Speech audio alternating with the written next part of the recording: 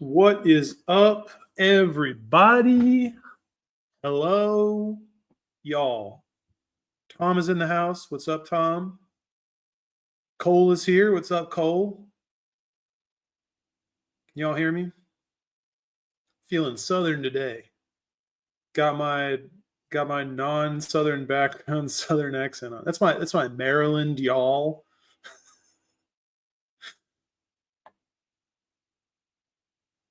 Oh, awesome, man. Hey, Cole, thank you, dude. I'm really happy to hear that. Yeah, just trying to do my best, dog. Trying to like figure out what's going on here. I think I found it useful. I mean, y'all tell me what you think. Adding this kind of context section over the past couple weeks, that's kind of something I've been working on to improve the newsletter. I know Richard's kind of been thinking about this too. I feel like everybody in kind of the GameStop like streaming discussion analytic community is like on the same, like we get onto these same like exploratory trends. So some people have been through some of this before, but I feel like Richard Newton is also going through another round of kind of refining his own understandings of swaps and of market context and things like that. That's something that I'm focusing on now too. A lot to dig into with the swaps. We'll talk about that. We'll have a little bit of time to talk about that today. I've been teasing some of that all week, so we'll spend a little time of that. What's up, Counter-Strike Go Miller? Was that your Counter-Strike name? That'd be a good one. That'd be a good Counter-Strike name. I watched a video recently with like people just like chilling, playing Counter-Strike, and like a guy came in who had never played Counter-Strike before, and like everybody said like, "Oh man, all these old guys on games, like they're terrible, they're mean to you," and then they're just like so nice, and everyone was like, "Yeah, we're all like 45-year-old dads. We love playing this game. Like it's fun. Just come in here, play, have a good time." Yeah, Maxi King's here. What's up? What's up, my friend? GM, what's good, dog? What is your profile picture? Is it? It's a little spooky. Oh, it's not. It's just black and white. I was like, why is everyone's eyes so black? Very good. Very good. What's up, Moo? What is that? How's that go? Like, bitch, I'm a cow. Bitch, I'm a cow. I'm not a cat. I don't say meow. I go moo. Isn't that like the original like Doja Cat YouTube video that like people saw her like do that, like have boobs and then like dress up like a cow and then like just say that repeatedly, and they're like, who deserves, I don't know, $20 million for no reason? This chick.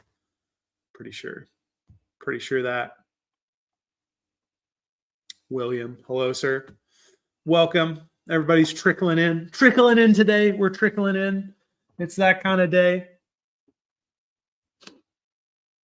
It's a good one. When it's so small though, man, it's like it's like right in the corner, and it looks like y'all are zombies because it's black and white, and like your eyes are super black on my screen. I'm like, what's going on? But I'm sure that didn't really echo the mood as you experienced it. I'm sure it's different up close. Good stuff. Cheers, man. Yeah, so super interesting week. It kind of always is. I feel like I'm gonna log in every single week. I'm gonna log into our, I'm gonna log onto our stream and just go like, oh guys, what an interesting week. Just fascinating. It was though, right? I mean, definitely some good signs. Definitely some promising things in our price action. Like I walked through this morning. If you guys missed some of that, I'll point some of this out now as we kind of do a weekly recap. Cheers, my friend. Thank you so much. I appreciate that. Happy to be out here, be learning. Happy to have your support. Happy to have somebody, y'all out there helping me work through some of this. So yeah, predictable close today. Yeah, I mean, we Right. I mean, pre-market, I think I figured that we were looking at something. This is what I said. Pre-market, I think I said this in the comments to yesterday's video. This is what I was kind of looking at, in the sense that probably going to be a max pain close. But we can talk about that actually a little bit more. Why don't we make that our first topic of discussion in it before we dig into some posts here? So yeah, right. So basically, like, always good to keep in mind whatever is going on with hype posts. I mean, seeing a meme from Roaring Kitty, obviously that's awesome. We'll talk about that a little bit. But this is, if you just kind of go off of like kind of Reddit hype or just kind of what's out there and speculate on the memes and stuff, it can be a little bit maddening with GameStop. I mean, I think that's why a lot of people that's why they do the no dates thing. That's why they do the MOAS is always tomorrow sort of a thing. And I think a lot of that has to do with the fact that, early on there was a lot of speculation, and there still is a lot of speculation. And it's also kind of difficult to tell what is genuine speculation by people who are just optimistic about the stock and what is actual seeding by people who are planted on, say, Reddit or on Twitter or something like that. It's probably less of a problem on Twitter, but who are planted to try to drum up euphoria. I remember, like, it's very curious whenever I would post. Those of you who go back, with my posts all the way back to Reddit, you'll remember that whenever I would post that there was I was like, watch out for a bull trap. Like, this really seems like a bull trap to me. My post would get targeted then, especially. Like it wasn't like, oh, like maybe we go up $1 today. Like nobody took out my posts when I would do that, but I would post like I'd post like, watch out for a bull trap on Monday. We traded up into the close here. Like maybe we move up early, but then trade down. So I got a lot of my things taken down like that. I mean, I wouldn't necessarily call this a bull trap, but the reason why, like within the context of this volatility stuff. So first off, like, let's talk about our context a bit here. What we're seeing and how this is a part of, how this is a part of the volatility cycle. So let's look at the last one, because this was, here's how the volatility cycle played out kind of last time, like the full thing here after this, like super violent, super big upward movement here. So obviously this took a long time to cool off. But really what we were looking at here is, we stabilize, right? We kind of move up again, juiced here. This was probably something that had to do with settling. There's some suspicion out there that this had to do with settling Roaring Kitty's share buy. Maybe it had something to do with how to actually cover his GameStop buy and cover his Chewy buy and stuff like that. How that worked, like if that operated through basket stuff and how those FTDs basically had to be settled. But whether or not that was the case, this definitely juiced up IV again, right? We kind of got a mini cycle here prior to the sell-off, right? So we had traded down for a while off super high IV lows, and then we got this kind of, splashback for a bit. And this is a lot. Like, I mean, IV levels were so juiced because of what was going on over the summer. They were so high. Like, we were even, think about this, in July, IV bottomed in July at 115% per Schwab, right? Schwab IV had us bottoming at 115% in July. That's super high. Like, that's super. I don't even think we dipped below. We barely, at the end of the month, we barely dipped below. Like, actually, here we go. Last days of July. Wait, no, last days of July, we dipped down to like 90. But that was where we bottomed at the end of the month. Early, we were still in the, in the like 100, 110, 115, shot up again, and then, sold off here, but then big reversal. And it took a really long time of trading flat to get this IV out. And it took so much time that by the time we got back to earnings here, This is where we started to see some of those juice up dynamics because, right, we have that 2-week period of gradual IV appreciation always going into earnings. Upward trends, upward moves that take place in this 2-week window sensitize IV a lot more. So we got this bump up from in the 70s, about where we are now, right? Down in the 70s, around 75%, and then bumped all the way up right before earnings to 132, and then sold off. By the end of the week, we were back at 79. So huge IV crush, huge dump on the at-the-market offering, right? And then after that, so like if you look at this heavy shorting, this heavy dump, it took us a while, right? It took us, we were pretty much range bound for something like 2 months. We got another juice with this, whatever happened here on September 23rd. But then we were just, slow, sideways, listing some up and downs in order to get IV down to these like super, super lows. So we've just been through this big, upward volatility cycle here. And what we're looking at today, can pull this, right? Yeah, range bound. So we're moving out of this bearish regression channel and moving into something that's more range bound. Hopefully we don't kind of stair step it down again. We could. Doesn't look like that would be, we wouldn't probably get a lot out of that. We'd probably hang out here above 26 like we did back on Monday. And right, what options dealers, what institutions will do is when they have something that comes in that like juices IV like this, right? Because you notice this is not Roaring Kitty. This is not Roaring Kitty. This is not Keith that's like doing this to purposefully juice IV. He's not. Right now he's been putting his tweets when the overnight period, when you can't trade options. He's been doing this particularly overnight. There are profound reactions to this in the market, but not in a way that has anything to do with options.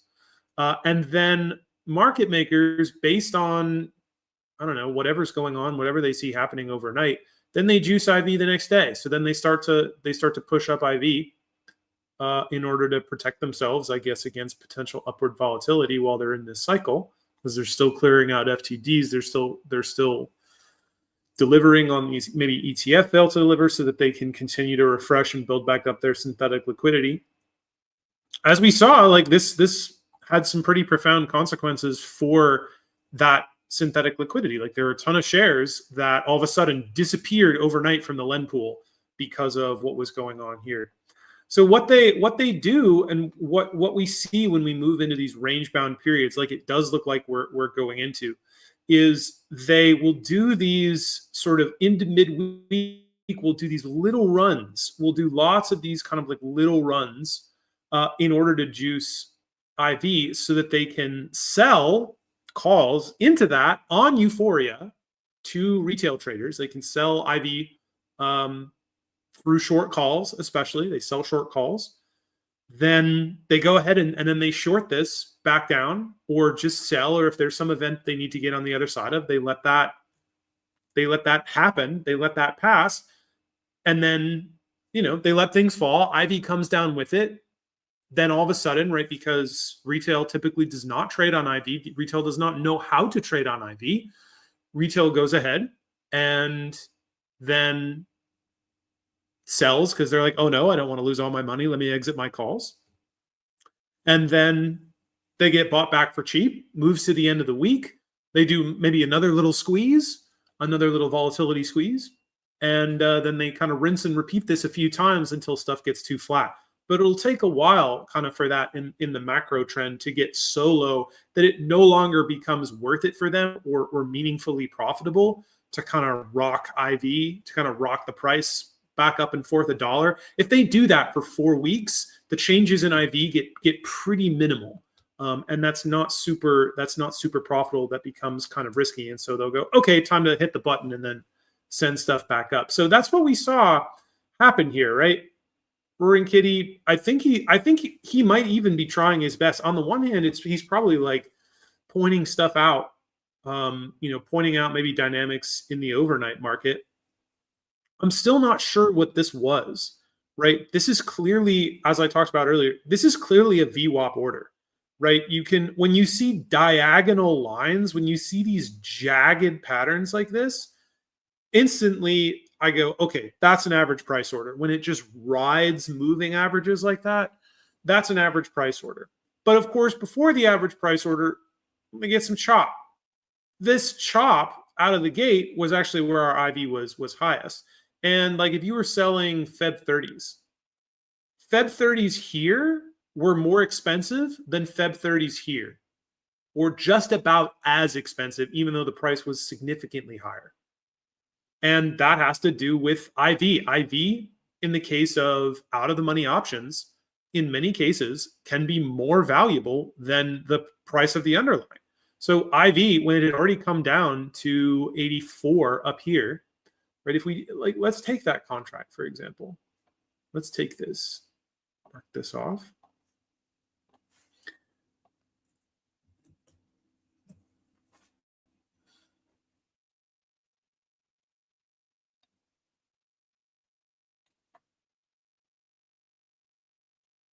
So slightly higher. I was wrong. I missed the little top. It was slightly higher.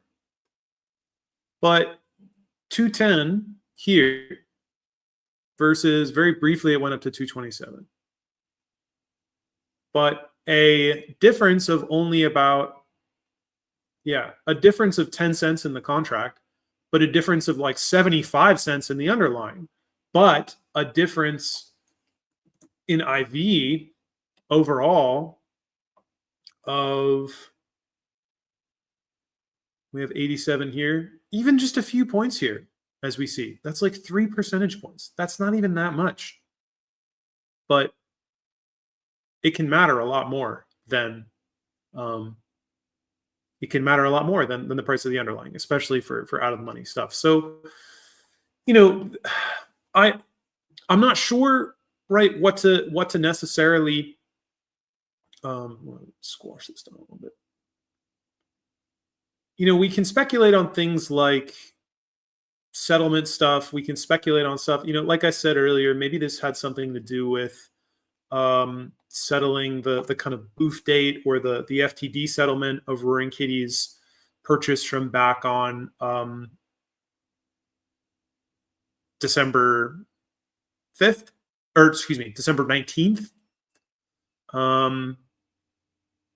You know, we'll go take a look at say Lenarius's post, and I think the idea with sort of what Lenarius is getting at and what he was getting at is that he seems to, like, he's of the opinion that he's trying to cause member defaults, something like that, which result in really huge upward price events, and that he's tried to do this. Lenarius is of the opinion that he's tried to do this 4 times, succeeded once, not been successful 3 other times. I don't know. I don't have the data necessarily to say, oh yeah, that's definitely what he's trying to do. But with these tweets, and maybe there's some purchasing action going on in the background that kind of causes these undulations, but without kind of something else, right? What we saw, basically, maybe this is kind of the spirit of the there are 2 of them talking kind of a thing. When we have,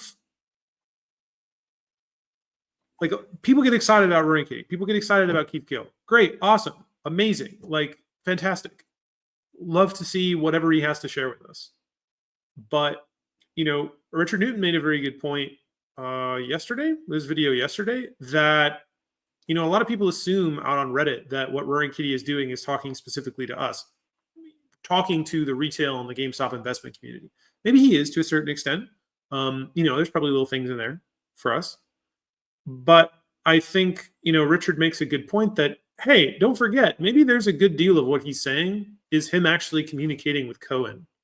And there's sort of that, there are 2 of them talking kind of a tweet, which they did exchange emojis and stuff last, I don't know, like back in 2021, They kind of exchanged tweets on what was going on there.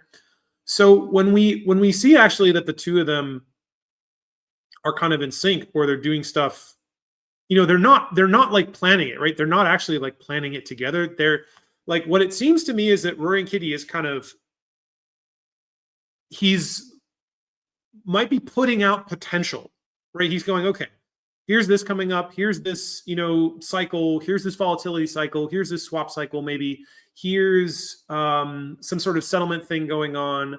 I'm going to purchase a fair number of shares. I'm going to put out a tweet, something like that, and then it'll happen. Maybe it'll function as a signal. And then Ryan Cohen is basically free to, if he has something, deliver it, right? Because what we saw, what seemed to have been particularly effective with this last run was, seeing things from the two of them. And I do think a number of Ryan Cohen's posts were pointing out key moments in the TA. Let me be clear. Some people have said that I thought Ryan Cohen was specifically pointing to my TA. Not necessarily my TA, but technical levels in general, right? I mean, a lot of these things, I didn't just come up with this out of nowhere, right? These are technical indicators that other traders use, that Roaring Kitty himself has used at various points in time. There are some key moments. It really has looked like Ryan Cohen has made posts to kind of key in, say, hey, a major reversal is coming up, something like that, technically configured with this TA team, which is ostensibly talent acquisition, but I think also he might be making communications that way. Before the movement here, right before the movement in October, we also had stuff from Ryan Cohen. We had Roaring Kitty and we had Ryan Cohen as a 1-2 punch here. Make this happen with Ryan Cohen's, Trump is the shit tits anagram, and with the YOLO post that then he deleted. So there was that, and then we got the 13G from Kitty. So, right, they didn't plan these together, but each of them might have suspected that the other was going to do something, and they kind of fed on each other, something like that. Which maybe Roaring Kitty tried to communicate to Cohen via his posts over the summer, something like that. And maybe a fair number of these posts were things that Ryan Cohen specifically would have been able to recognize, right? That we've done a lot of speculation on what the emojis mean in the emoji timeline. There's also the chance that they're super specific things that maybe they were meant for Ryan Cohen specifically to decode. We don't know, right? That's where this whole emoji thing got started. It was Ryan Cohen who came up with this. It was Ryan Cohen who started doing these emojis and having these correspond to things that were happening in GameStop's price action, things that were happening behind the scenes back in 2021. So at that point in time, it was Ryan Cohen who was doing stuff first, and then it was Roaring Kitty who was responding to what he was doing, right? It was Ryan Cohen taking the first step. Well, in a certain sense, right? In a way, Roaring Kitty was the first to put out some of this DD back in 2019. But I mean, he kind of got some of that from Burry as well.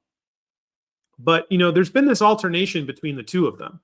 It seems to a certain extent that whenever we've seen this type of huge upward price volatility, it's been this kind of dance between the two of them, not working together, but making moves that kind of, in the context of the market, reflect and kind of balance off of each other and have different effects. So we got the two of them here. And then we got another 1-2 punch from them here. We got this 1-2 punch with the Time You Cover tweet, and then Ryan Cohen refusing to do the at the market offering with earnings. And then we got 1219, and we got a TA team post right in here, I think, was one of Ryan Cohen's TA team posts. Now we got some more Roaring Kitty posts in here, but then we got another TA team post from Ryan Cohen that basically seemed to say March. that's kind of how that read to me, right? So we talked about that here in the sense of what was the particular post about the developer stuff, the like full stack developer stuff, where like it's impossible to hire a person with 10 plus years experience because no such person exists until March 26th. The actual platform that he's looking to use won't have existed for more than 10 years until the 26th of March, which also happens to be when GameStop's quarterly, the last quarter and annual earnings is going to be.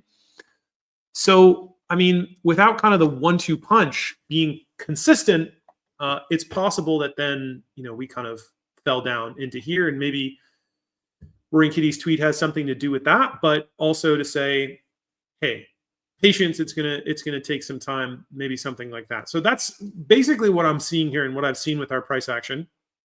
On the one hand, I mean, yes, this teleportation thing sucks as we enter into another volatility cycle, really hammers down the IV. But, with just like institutions do, just like these traders do, you can pivot strategies. Whereas it's like, okay, maybe in here it feels like, oh, we're going higher, MOAS is imminent, gotta really walk in those short calls, be a little bit more aggressive with the short puts, average up rather than average down, maybe with if you're taking share trade, something like that, not financial advice. Whereas here, okay, we're going into a range bound thing, maybe time to get a little bit more aggressive with covered calls. If we are going to stay range bound for a while, which does look to be the case from what we're looking at right now in our options landscape, then we would do something like, just kind of look like this. So when I say range bound, like I'm talking about what we look like here.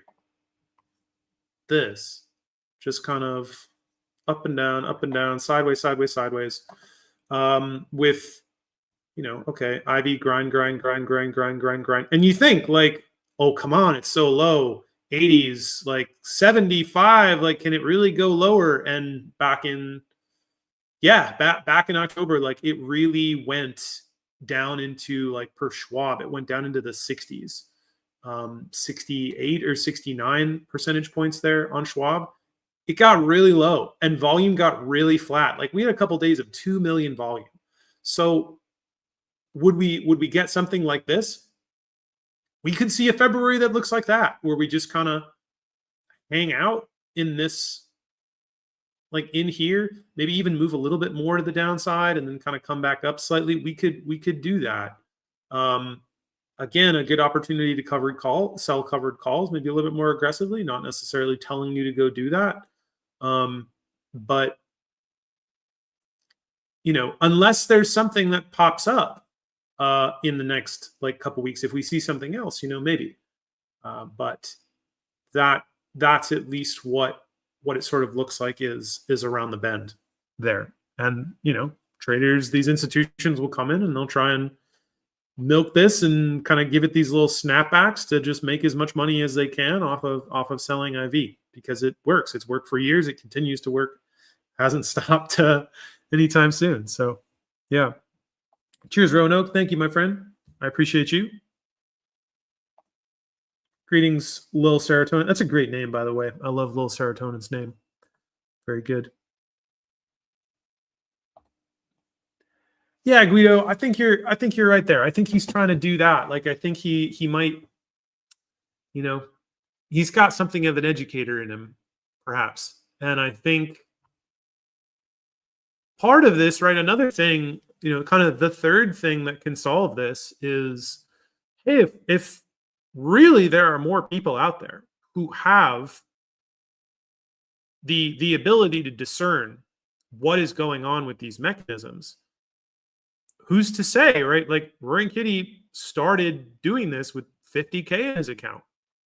Now, considerable amount more experience before that. We also don't know what kind of money he had elsewhere, but like the GME play was $50,000 at the start. So if other people can figure this out, like people who may have as much experience as Keith Gill did, and that can come in and make some of this happen, You can add more Keith Gills into the mix, something like that, right? You can add in people maybe who end up with the capital to go ahead and buy 100,000 calls at the right moment during a volatility cycle and catch the market maker improperly hedged or something like that. Yeah. Dub says Arcade's last post was about him waiting for Ryan Cohen to make a move. In my opinion, it's been 4 years. May 24 seems to have brought us out of a 3-year downtrend into a macro uptrend. RC needs to move now. Yeah. I mean, right. That's kind of what I'm intimating there, as far as Ryan Cohen might be saying, okay, like, move is coming, but wait until March, right? Wait until earnings, something like that. He might be bound. He might be restricted as CEO from divulging some of that information. If they can show revenue growth, like if with PSA they can show revenue growth, if they can make an announcement about like blockchain integration and launching a platform for like a tokenized digital trading card marketplace, where like I said, like I posted earlier this week, like if they can go ahead and do something like if they can build their own, like, right, maybe it'll be something like this, right? People think, okay, GameStop, it's going to be all about like collectibles and merch and just more retail. What happens if just like what happens if Ryan Cohen just like makes a digital currency, like a digital token exchange? GameStop becomes its own digital token exchange. And the difference though is that PSA serves as like, and GameStop serve as a vault for the collectibles, for what's being traded. So that, unlike what happens with Wall Street, where you get in these situations where you want your shares, you recall your shares, you want them delivered to you, and it takes a month for people to find, to cobble together the shares because everybody's so over leveraged and failed to deliver it and interwound that they can't unwind themselves inside of a month because of how many fails they have and how difficult it is to actually locate the tangible shares of this company. What happens if what you get is then, rather than going through clearinghouses and SEC and stuff like that, right, that GameStop builds its own tokenized collectible exchange where they'll hold on to everything, right? They'll operate as like a clearinghouse that holds the merchandise, that holds the collectibles for you, and you pay brokerage fees or something like that to keep it in the vault, but then you just kind of thing like that. But as soon as you don't want, say, to have it digitized and tokenized, you basically put it in order, the token gets destroyed, and then you get the merchandise delivered to you, and then you can physically have it, right? Something like that. How would that undercut, right? We think like, oh yeah, okay, the collectibles market, right? But how much wealth, how much money that's currently, like, how much frozen capital that's sitting on people's shelves? Like me, I have maybe like 1,500 Pokemon cards and like 2,000 Yu-Gi-Oh cards that's just like sitting in my parents' basement from like when I was a kid, with some stuff like 1998 first edition cards that are just like in packages and they've been sitting there for years. Like, what does that do to the collectibles market if you can get somebody like me who just like, oh, I'll just go to GameStop, I'll get my good stuff graded, and then as part of getting it graded, I can have it registered with the exchange, I can hand it over to the vault, it gets a token, and then I get that token, say, afforded to my account. So I end up having like a brokerage account at GameStop, say, right? Let's say, right, I have a brokerage account with them, and then every time I log in, if like maybe it's a subscription thing, like with the GameStop like Power Up, or like the premium sort of subscription thing they have, and then it's just like in the vault,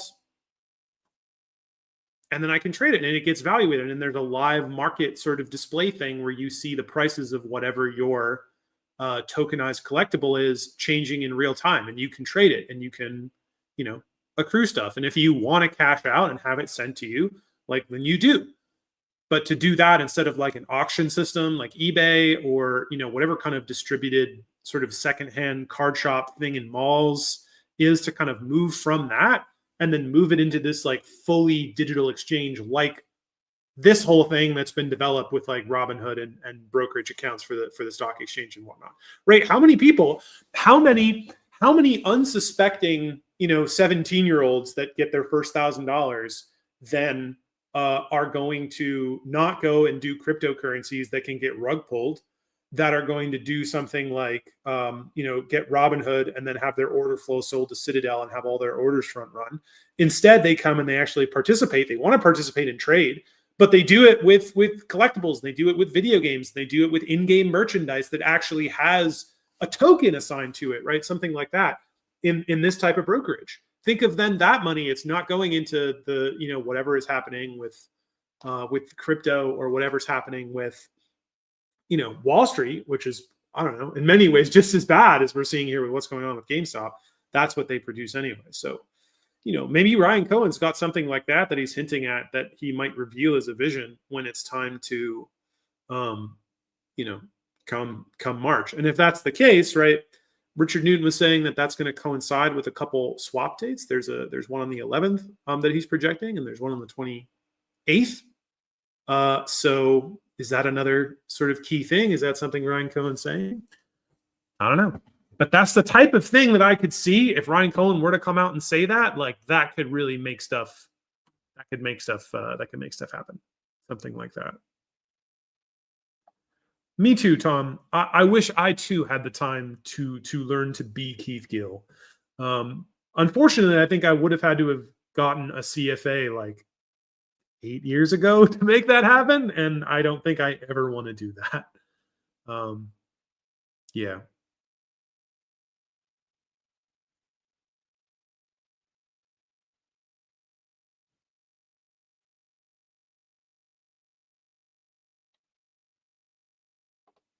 Interesting. What was your idea with the gender transition? Because I remember seeing that and I was like, what is going on here? What are your ideas there, Guido?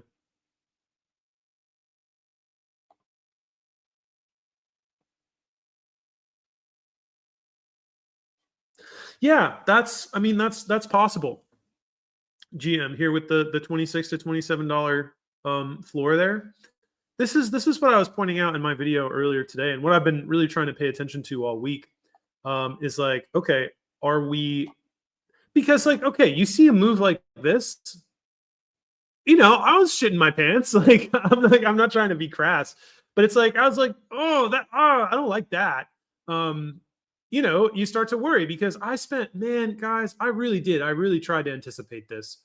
And I did think something like this was going to happen, but I thought it was going to happen like here, not here. So they definitely got me there. I thought we were going to do this and then do this and then do this if we didn't get a catalyst, and then it would open and then just go down like that. So I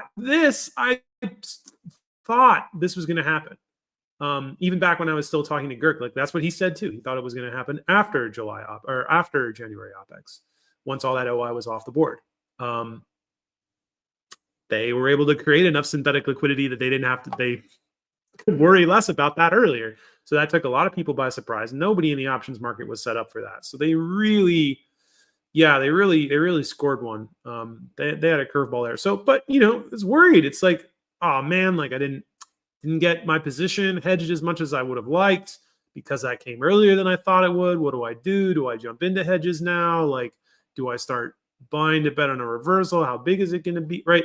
You start getting all these thoughts like coming through and you're like, okay, so what can I look at? Because whenever I get this way, right, I've learned from my early days of trading, if it's just like fear, if it's, the fear, uncertainty, doubt thing, don't trade on emotion, right? Emotional decisions in trading in the sense of I'm afraid, therefore I sell. Like if you know nothing, right? Maybe right when you're first starting out, that can be a good intuition, but like it's not a good repeat strategy. The first time you ever trade, it goes up and you're like, oh, wow, that's a lot of value. I don't know what I'm doing. So, right. Okay. That can be good the first couple of times you do that. But if you're trying to do this regularly, if you're trying to stick with an investment, like you need to go to the analysis and try to say, okay, what are the actual conditions, and what would it actually take? What would this mean? Let me step back and try and be analytical with this. And basically what I was looking at was, as I pointed out all week, is, as we talked about, I think we even talked about this during the live stream last week, was, are we going to stay on top of this trend line? And like, my God, did we stay on top of that trend line? I got to move the comments so you guys can see on the screen here. Like, that could not get closer. It's like, it's so close. Look at how far, like the whole chart becomes disfigured in order to see just how close these guys are on top of each other.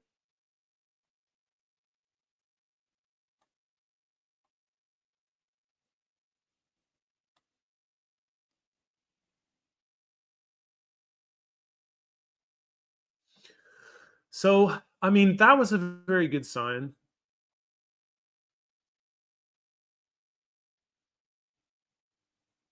Somebody's saying this looks like a head and shoulders. On the week, I guess, like, it could. I mean, it's a little weird here on the weekly. It could, but I mean, the key is going to be continue to look at these. If we stay on top of this trend line, if we stay here on top of the 200 week, which, did we close below it? Did we close just below it? Or did we close just above it? I have to squint. We closed literally on it. We closed on the 200 week simple moving average. We closed on the 200 week simple moving average. If it's different, it's different by a cent. So like, more uncertainty. It's like right there, but I mean, to see us stabilize for a full week kind of on here, to move slightly below and then reject and then move back up, is really heartening to see the RSI trend line stand up there. So that says, I mean, those indicators say, nope, bull trend is still in place. It's still a possibility, which would mean it would have to move kind of slightly back up. We could stall here for a couple weeks. Right. Yeah, that's essentially it, right? First few weeks of February. And we could see that. Right. Another reason why I went and started looking at like SPX and stuff. Another all-time high today. Super cool.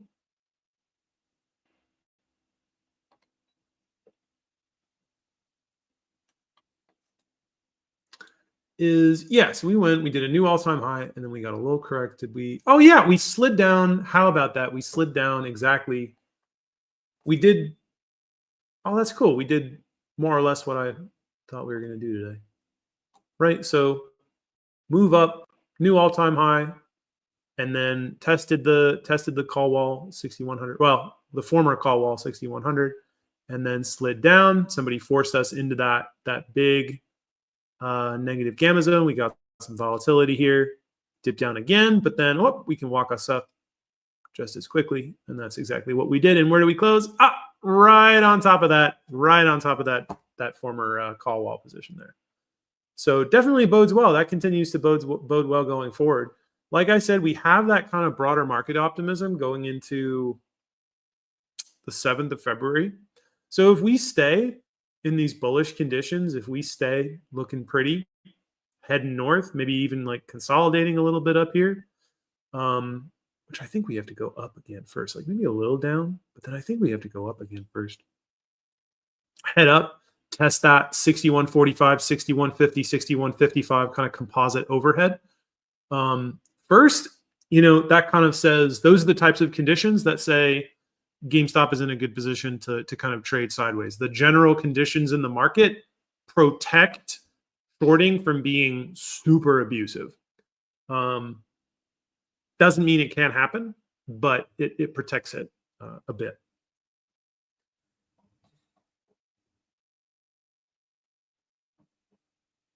That's right. We have this too. Blonde Swayze makes a good idea. Filings come in Feb 15. Yeah.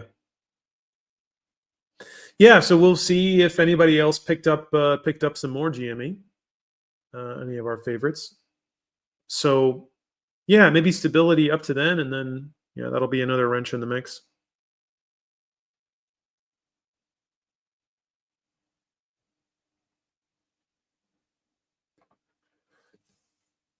It could. It's going to depend. It's going to depend what happens with our options. It does look like we might be setting up for some of that based on where some of our max pain strikes lie. We do have right now. What is it? We're looking at something like 26. Where's my window here?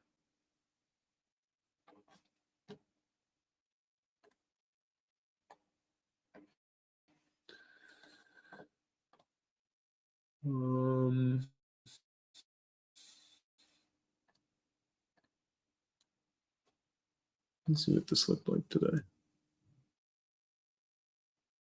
Same, nobody shorted, as far as we can tell right now. And then max pain option chain this couple weeks. How about that? 28, 27, 27, 27, 50. 25 for the 21st right now. Yeah, that's where those puts are, because we got all those puts. 26. So, it might slide down a little bit in later February. We'll have to see what happens midweek. But for right now, basically the outlook is sideways, right? That's what this says. Sideways. Call wall gonna sit there at 30, just like it did. How many months did we have that call wall at 30? How many years did we have just kind of a definitive thou shalt not close above $30 this week? Looking like we're heading back there. So I'd expect basically for all of these weeks we see a lot of aggressive selling of $30 calls, and then maybe even aggressive buying. And it's such a heavily traded contract. That's the thing. A lot of OI gets opened, and then dealers just hold them, and then they expire out of the money, and they make a lot of money. Yeah.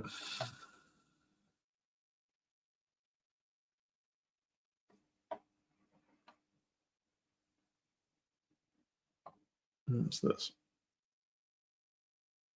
On the 1 to 5 minute? You looking at GameStop here?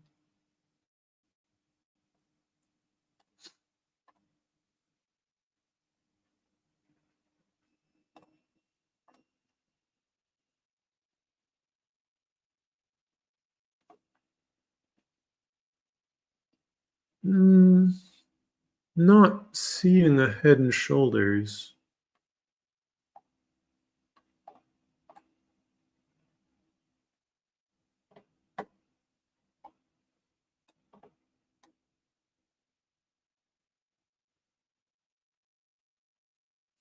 Maybe.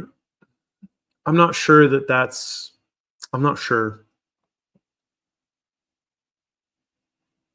I guess that's not.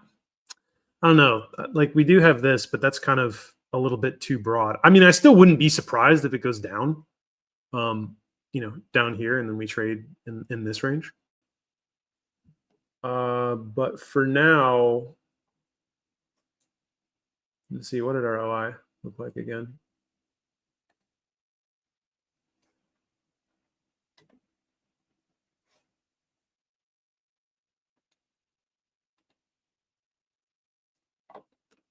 Like for next week.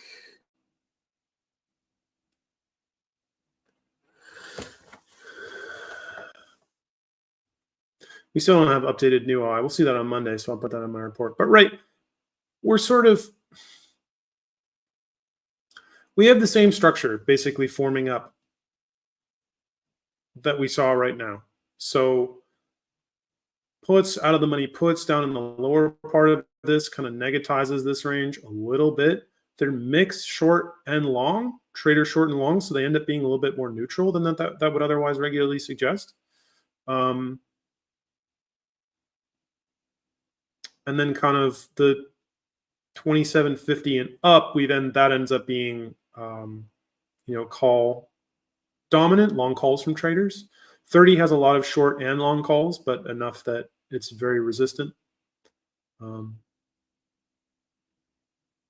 Yeah, so we're kind of right now, anyway, as I sort of was talking about earlier, we're probably looking at a similar trading rate. Like right now, right? That's what the options data is saying. The options data is saying we just kind of, unless something comes in and just stirs the pot, that's what we're looking at, right? We're going to just trade in here in some form until something else makes us not do that. Yeah.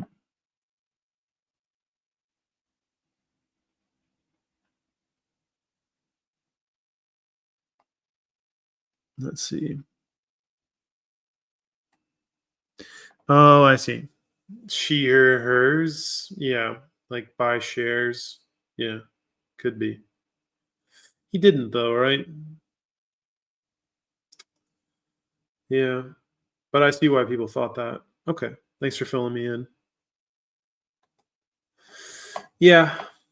So that's kind of what we're looking at now. I mean, again, not like kind of the most exciting thing to point out, but consolidation is good if we hang out up here. Honestly, even if we're above 25, like even if we have a range bound period for 2 months and we end up, kind of consolidating above 25, that's a huge win. Not as dynamic a win, perhaps, as you might like, but the last time we had consolidation was at 2050. So if we consolidate at 25 and then stay up here for a couple months, like that's super cool. 2030. Come on. That's awesome. And look, you can still, you can trade short options. Like you can just copy the dealer strategy. And you can, like, is it a lot of money? No, it's not a lot of money, but it's not nothing. And it can make it such that you then take a little bit of cash out of the position and, you can average into lower cost shares as this happens. And then when we do get that reversal back to the upside, then it's like, oh, wow, now we're back to the same price we were, right? So even if we, if we spend that much time, you could take a fair bit of money, essentially, like kind of extract it with covered calls, even if you sell them super conservatively. Even though IV's not, amazing, right? Like you can use these like call wall. Like another reason why a call wall is so helpful is like a call wall is like how market makers know that they have the ability to control the stock down to max pain, right? Because they're like, in the event that some kind of abnormality pushes us up, we know it's gonna smack into that hedging position there at 30, where everybody's short and long all these calls, and there's everything's going on there. And then we can short it because we know there's going to be momentum back the other way at that point. So if you know that that's in place, I mean, that's not always going to be the case, but if you know that that's in place, then a call wall trade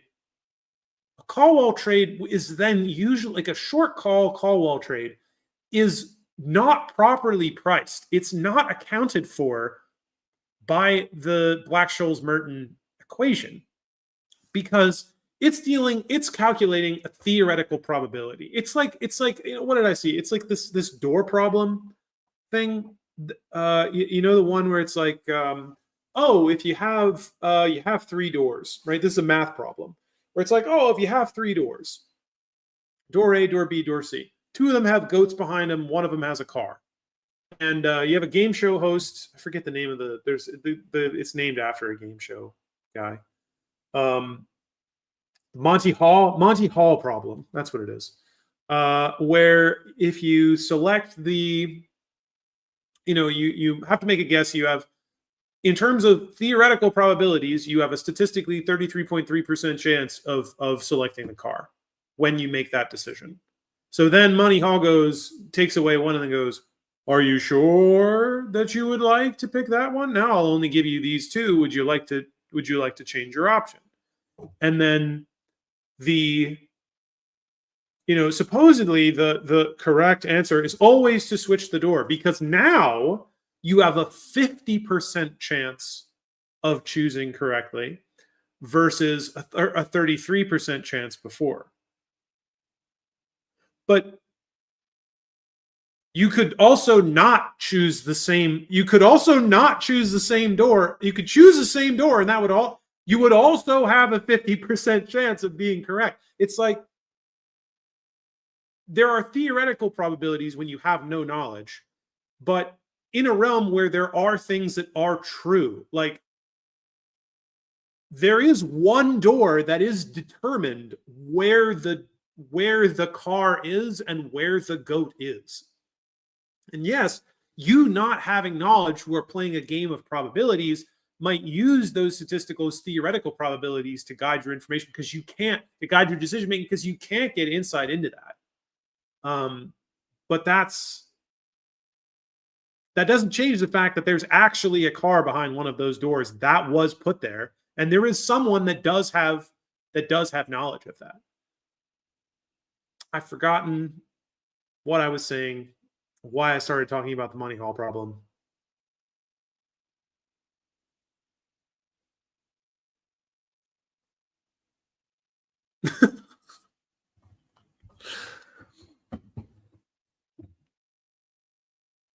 Call wall trades. Now I remember. Because the market maker has knowledge of the fact that they have control. They have a greater degree of control. There it is. They have a greater degree of control over the stock because of the way that they know that they will hedge that position when the price approaches 30.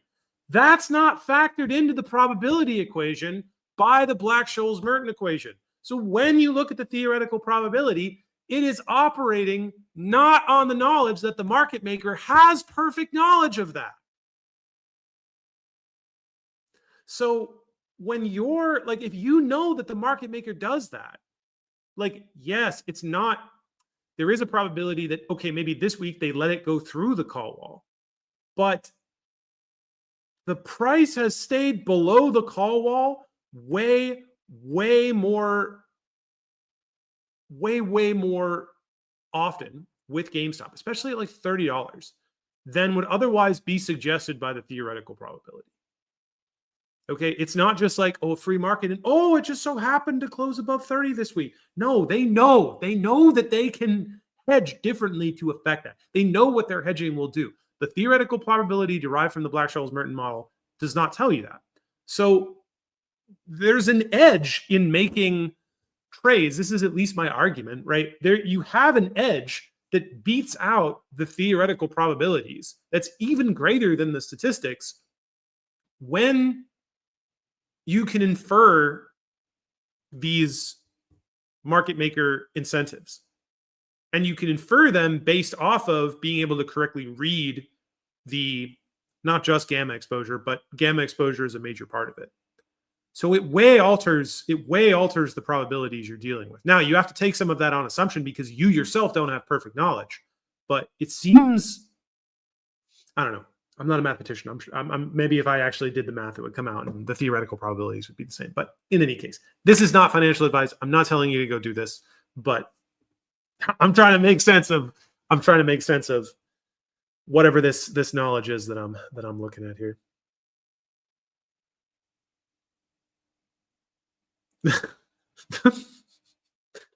Cheers.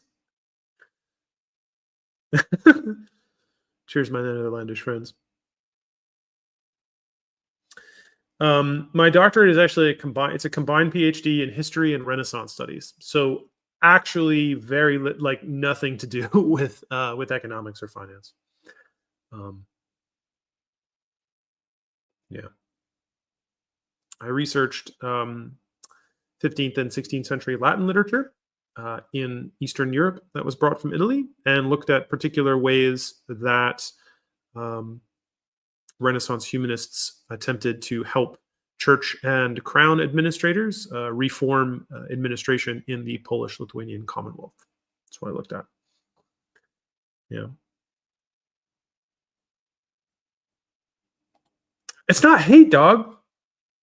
It wasn't hate. But there is a reason that there was one video she did, man. It's that one. It's I go moo, man. Bitch, I'm a cow. Bitch, I'm a cow. I'm not a cat. I don't say meow. Bitch, I'm a cow. Bitch, I'm a cow. I go moo. That's what got her like her first contract. Literally that song.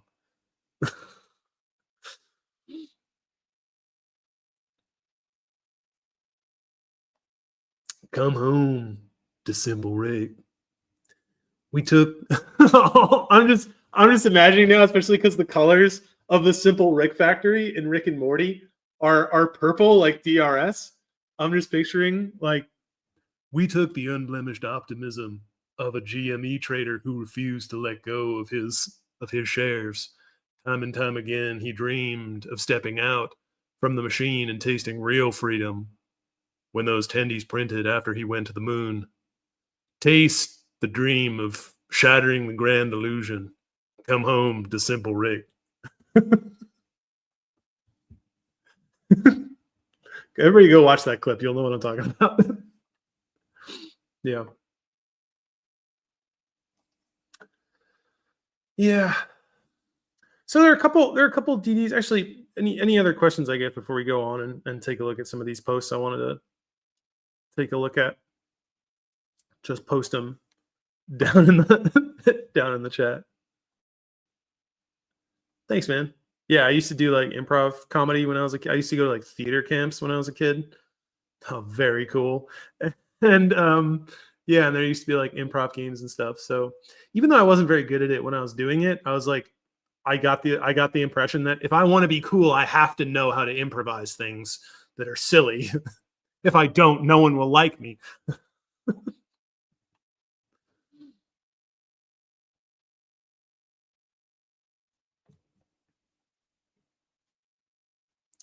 So yeah, so let's take a look at some of these posts here.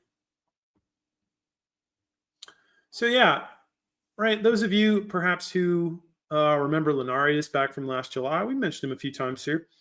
Lenarius did some good stuff. Checking out the T+35 stuff. He was talking about some of this, trying to map some of this back in July. Interesting to see him come back. Hey, always good to know that he's okay. Or I always hope everybody's okay.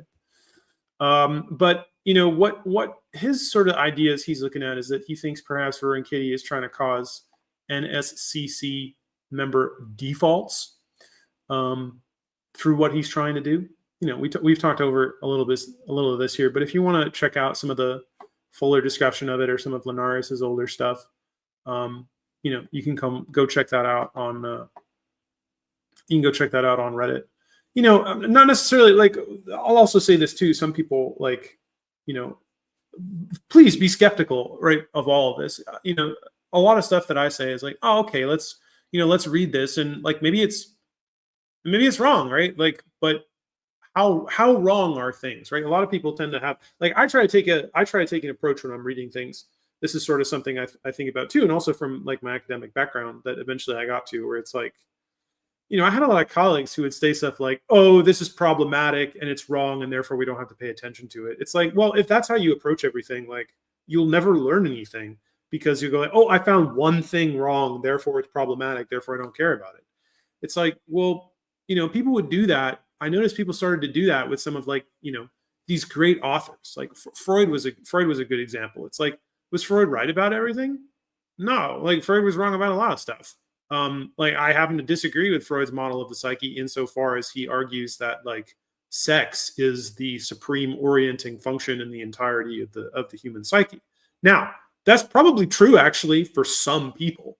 And if that is, if you do decide that, the pursuit of sexual gratification is the supreme source of meaning in your life, then probably your psyche will organize itself in a way that is very similar to what Freud describes, though that's probably not the way that your psyche is organized, if that's not what you focus on. So what a lot of people will do is they'll criticize like some aspect of that and say, okay, so we don't have to pay attention to this guy. But it's like, but you sort of miss out on how much of, let's say, that he may have discovered, like, the Oedipal complex, sort of the way that a mother and son's relationship can go wrong, right? And that can be like family life can be the central source of psychological pathology in somebody's life, and things can go really bad because of a perversion of family relationships, something like that. Hugely insightful, and people were not talking about that in the 19th century. Then he had insight too, because he was a house clinician, right? He would go door to door and be able to look into this and share some insight into that. Now, right, you might say, well, okay, Freud's wrong about this, and this, but how wrong was he? Was he 50% wrong? Was he 70% wrong? Was he 90% wrong? Even if he was 90% wrong, then there's 10% there that can give you some insight, right? You can take that piece and you can put it into something. So I don't know, maybe Linarius here is 100% wrong. Maybe. But like, I read his post back in July, and okay, it's wrong, or maybe it's not as well spelled out as like otherwise categories stuff, or say some of the stuff that Gherkin posted, sure. But like, it can be a bridge into something. It can give you good questions. It can give you, another perspective, something like that. So whenever I recommend something, right, feel free to be skeptical. Feel free to be discerning. But, what are the odds that everyone you ever talk to all of the time is 100% wrong about everything they say? There's a probability question for you. So, check that out. I also liked this week. Well, I'll get to this one in a sec. Otherwise categories, DD here, he has another one out on Unity. Now, be skeptical with this, guys. Like, don't necessarily take this at face value. Otherwise category makes a pretty strong case here. I would say the strongest part of this is his argument that Roaring Kitty might have been trading Unity back in September, because he makes a really good case here. This is Roaring Kitty's buying pattern, right? This is what we've seen him do. Now, could this be a copycat? Sure can. But same strike as GameStop, same size orders, tens of millions of dollars in premiums, slowly leveraged in. Very interesting. Saw some of this, in fact, on September 6th. Like, I saw this. I wrote about this on GameStop around the time of his tweet. Also could have been a copycat. But he makes a pretty good case here, and does point out something. I think he adds some evidence to the sort of greater case that we've been suspecting, that, hey, Roaring Kitty's not necessarily abandoning. He's not necessarily abandoning GameStop, right? It really doesn't seem like that's the case. It does seem that he's, communicating that to a certain extent. But I think it requires a broader perspective on figuring out what Roaring Kitty is trying to do, what Keith Gill is actually trying to do here. I wrote about this back around that time when I saw him do this, and I have a thing that, I have this derivative capture thesis and stuff like that. Like, whatever, like, don't have to get too caught up in that. But essentially, like, what I was getting at is, what I think Roaring Kitty is trying to do here is, I think he's like, I don't think this is a guy who's just trying to get rich. I don't think this is a guy that's also like from, The Dark Knight, where it's like, Michael Caine, it's like, there was a child holding a ruby the size of a tangerine. Like, some people just want to watch the world burn. Something like that. Like, I don't think that's what he's doing either. But like, I sort of have a sense with this guy that he went in to go do finance. He sort of met these people. He saw this environment. He saw how screwed up everything was. He got some of this inside knowledge about how stuff really works. And then he was just like, I want this to blow up. I want this to go away. Like, I don't want people to get hurt, but somebody should really be there to help out, like, to point out what's going on. The SEC is not doing something. So how do you actually get these guys to change? You play their game and beat them at it.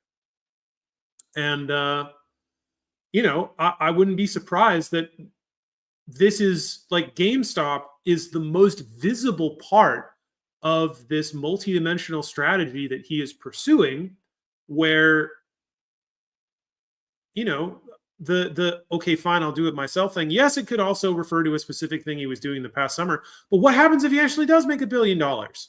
What happens if he ends up in another 3 years with $5 billion? Right? This is a guy that started with $50K 4 years ago. No, 5 years ago. And he has hundreds of millions in just the account that we've seen. So what happens if he gets to, $1 billion or $2 billion or $5 billion or something like that? What happens at that point? What happens if, we know that, and this is the other DD that I really wanted to point out, and you guys really should take a look at this. I still have so much to do to comb through this particular user's body of work. It's tremendous. It's very detailed. And this person's been looking at this for years. Always sad but truthful. So always sad but truthful has been really digging deep into the swaps. And basically, like, I'll tell you, if there's one kernel to kind of take away from this, take a peek at it. But if there's one thing to take away from this, it's that what always sad but truthful has most recently figured out, and he makes a good case for it. I don't know enough about swaps to be able to say yes or no. I have to read this multiple times. But basically, his argument is that he has uncovered, this sort of syncs up with a bit of what Ringing Bells was talking about with, Lehman Brothers, the people who bought Lehman Brothers bags from 2008 are involved in the GME stuff. That basically GME was a part of a series of basket swaps that got tied up, packaged up with the MBS, the mortgage-backed securities swaps, back from 2008.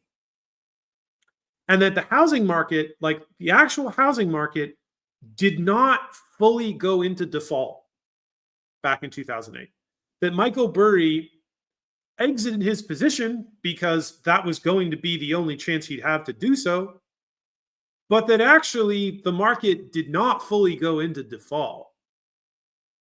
And that what happened was, this is always sad but truthful's claim, is that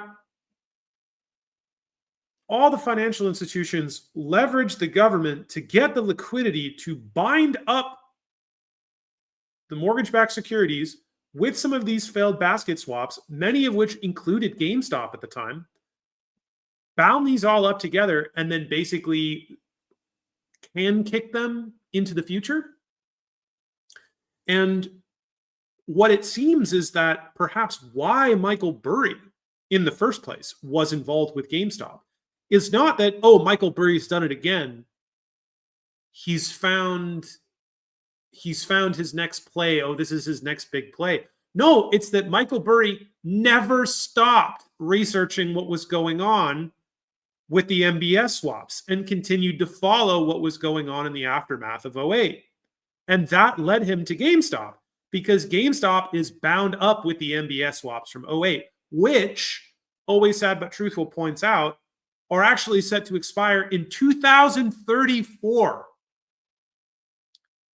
So exactly what this means for regular price action or what's going on, hard to say exactly. It's not like these posts are not super actionable trade related things. They're not entirely like the things that I talk about on a regular basis, but the implications and why GameStop is in this situation is that basically the entire market has been bound up into this structure of, if it is not manipulated in the right way by the right people at the right time, like, it will result in the resumption of what happened in 2008. That was frozen in place and then kicked out for 25 years. kicked down the road for 25 years.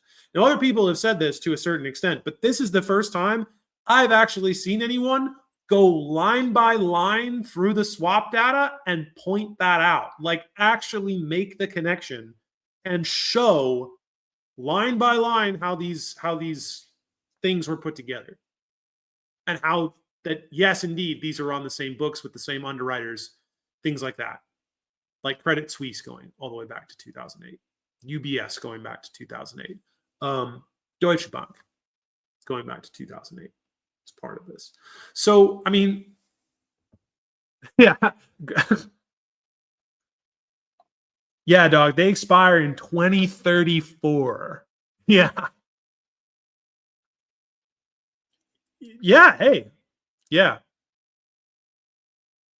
Yeah. How do we buy decade leaps? Yeah, let me get that. What do we call it? Deeps? Let's get some deeps. That'd be a great name for them. They super are. Yeah, it's a lot. It's a lot.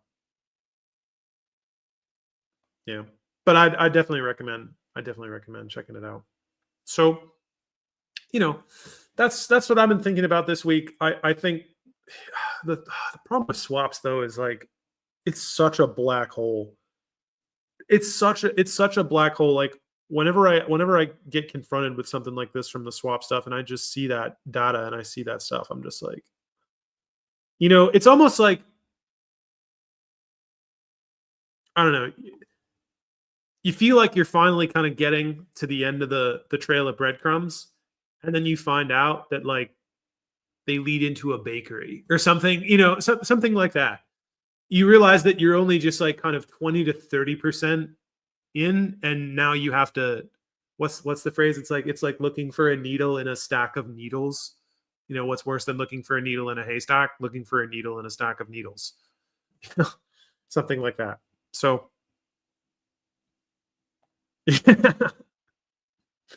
yeah, the time premium on those would be insane. Talk about entering early. Yeah. So that about brings it to a close, the presentation part of today's live stream. I'll put our charts back up here. Any questions, heading into the weekend? Anybody got anything on their minds they want to throw up? You know what I mean?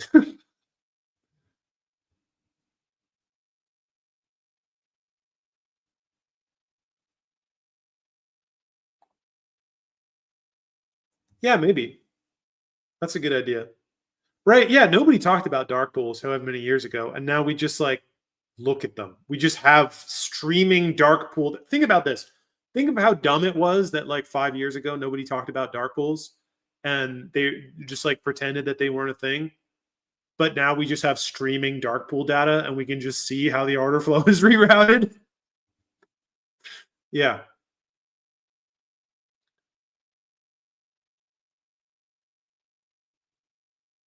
Good point.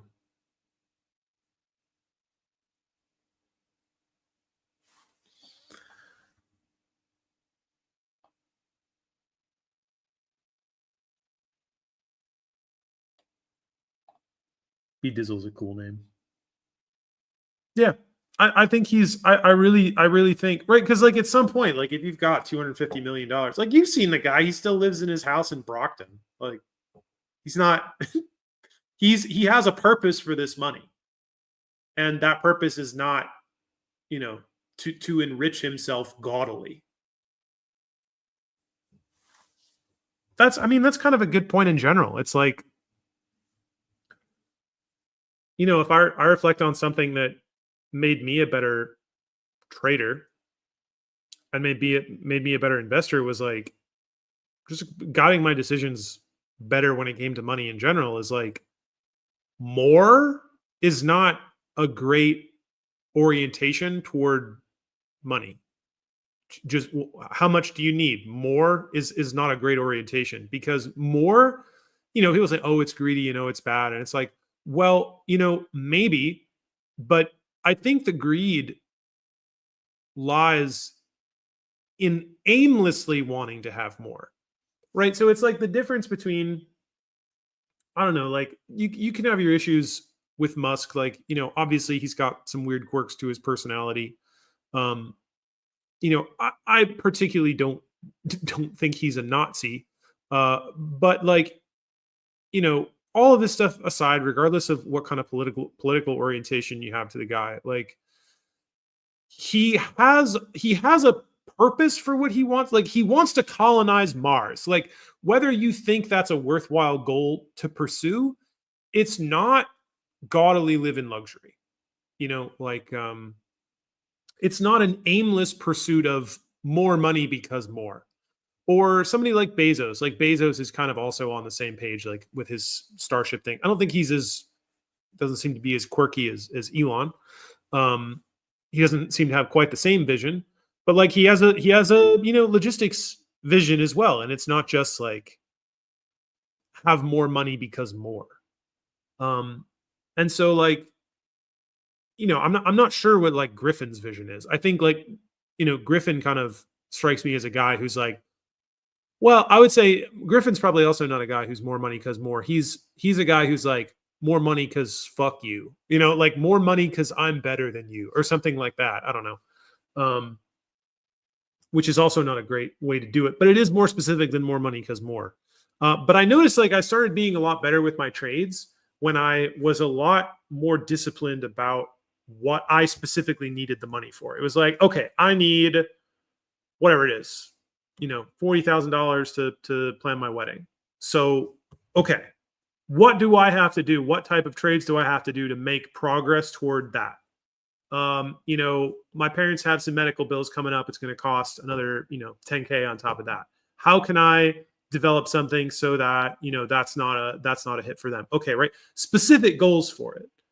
And then, when you have an opportunity that gives you, that's like, oh, wow, that's a good deal. Oh, this month, like I can take, this trade that I set up, is it becoming infinite dollars? No, but right now it's $10,000 or something. It's like, oh, that hits one of my goals. Done. Like I'll take those profits, right? It's like I found just as like a, not trade advice, not saying, hey, go out, trade, do whatever. But I'm saying like I started having way more success as a trader when I started having very specific goals about what I wanted to do with that money. Like once I had a purpose for it. And maybe you'll have the success too if you decide you want to do something evil with it. But like, I don't know, to the person I guess who's pursuing it, like, if you think it's good, like if you have a specific purpose and you think it's good, like you'll probably be able to achieve that. But strive to do something that doesn't. Anyway, I'm getting off the rails. But my point is, having specific goals helped me be a lot better at spotting good opportunities to take profit in my trades. And I literally wouldn't be half as successful. I wouldn't be half as profitable as a trader over the past 8 months. With solely trading GameStop without divesting myself of my investment in the company, without also having that mentality. So that's a little something extra there, if that's helpful to you guys.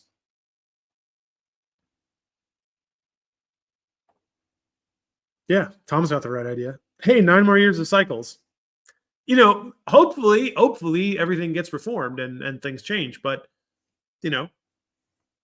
if not, there's always this.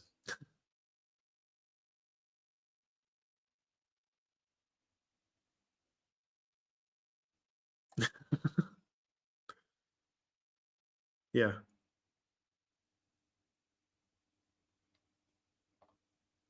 I think so. I think he's already got it. I think he's shown a lot of times that it's other people who are manipulating him just posting random tweets. I think he's safe. I do. I think he's safe at this point. Hey, there's also the theory, right, that he's like doing a sting with the Department of Justice. Maybe.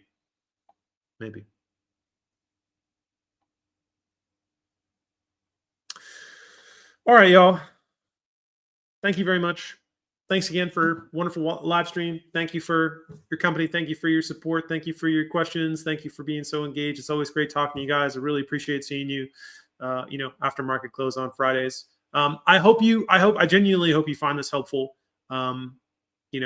Like I said, I'm not an expert. I don't come from this type of background, but I've had a lot of experiences, some negative, some positive, some stuff that was kind of hard fought for me to be able to come to realize. And so, I hope I can share some of that and maybe have that, help some other people along the way. So, so thanks very much. Always happy to see you guys. And we'll see you bright and early on Monday for the next open interest breakdown. Yeah, first another full week, right? We've had so many short weeks in a row here, but we'll have to see. We'll have to see what the old stonk has in store for us. But things certainly don't look as bleak as they did a week ago. So so cheers everybody. Thanks very much. Enjoy your weekend.